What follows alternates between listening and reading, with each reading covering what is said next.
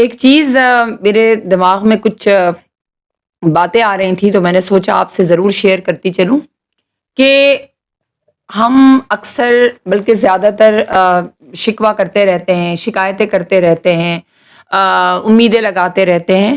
تو دیکھیں، شکوہ کرنے سے کیا ہوتا ہے؟ کچھ نہیں۔ غصہ کرنے سے کیا ہوتا ہے؟ کچھ نہیں۔ امید لگانے سے کیا ہوتا ہے؟ کچھ نہیں۔ ناراض ہونے سے کیا ہوتا ہے؟ کچھ نہیں۔ آپ کو کسی پر مان ہو اس سے کیا ہوتا ہے؟ کچھ نہیں۔ کچھ نہیں ہوتا۔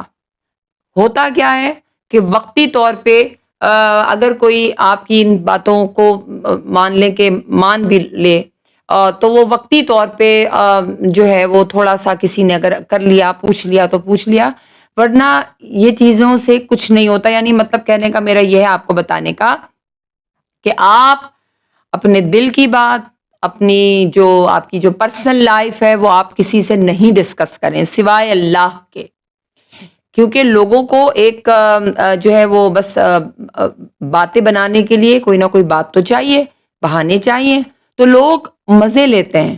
آپ یہ مت سمجھے کہ لوگ جو ہے نا وہ آپ کے زخم پر زخم کا جو ہے وہ مرہم بن جائیں گے۔ لوگ یہ نہیں کرتے۔ لوگ جو ہے وہ آپ ان سے ساری باتیں ڈسکس کریں گے اور یہ سمجھیں گے کہ جی فلاں میرا ہمدرد ہے، یا میں فلاں کو بتاؤں تو یہ ہو جائے گا، یہ ہو جائے گا۔ کچھ نہیں ہوگا، بلکہ اس سے یہ ہوگا کہ آپ کی تکلیفوں میں اضافہ ہوگا۔